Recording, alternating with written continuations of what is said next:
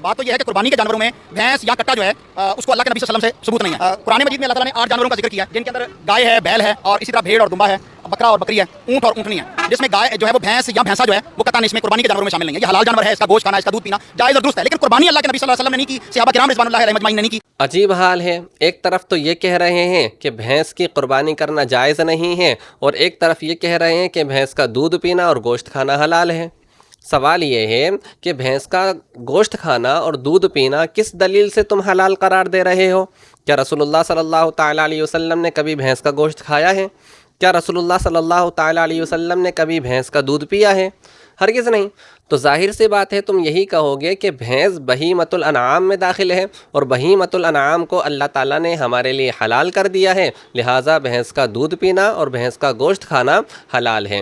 تو جب بہیمۃ الانعام مان کر تم گوشت کھانا اور دودھ پینا حلال قرار دے رہے ہو، تو بہیمۃ الانعام کے ساتھ میں تو قربانی کا تذکرہ قرآن عظیم کے اندر آیا ہے۔ اللہ تعالیٰ ارشاد فرماتا ہے وَلِكُلِّ أُمَّةٍ جَعَلْنَا مَنْسَكًا لِيَذْكُرُوا اسْمَ اللَّهِ عَلَىٰ مَا رَزَقَهُم مِّن بَهِيمَةِ الْأَنْعَامِ، اور ہر امت کے لیے ہم نے ایک قربانی مقرر فرمائی تاکہ وہ اس بات پر اللہ کا نام یاد کریں کہ اس نے انہیں بے زبان چوپایوں سے رزق عطا فرمایا۔ تو یہاں تو قربانی کے ساتھ میں بہیمۃ الانعام کا تذکرہ ہوا ہے، اور بہیمۃ الانعام میں سے تم بھینس کو شمار مان کر اس کے گوشت کو اور دودھ کو حلال مان چکے ہو، تو ظاہر سی بات ہے اس کی قربانی بھی حلال ہوگی قرآن کی نص سے۔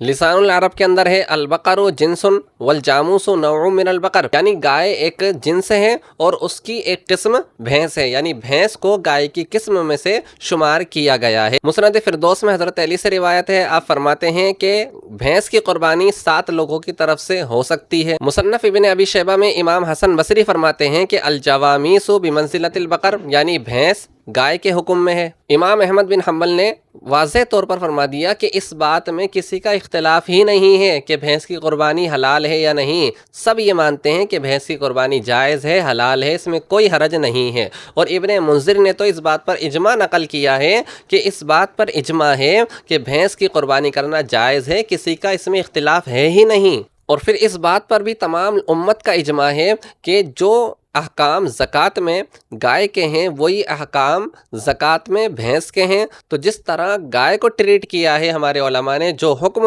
گائے پر لگایا گیا ہے وہی سیم حکم بھینس کے لیے بھی نکالا گیا ہے۔ اور غیر مقلدوں کے بڑے عالم قاضی ثناء اللہ نے بھی اس بات کو لکھا ہے کہ بھینس کی قربانی حلال ہے، جائز ہے۔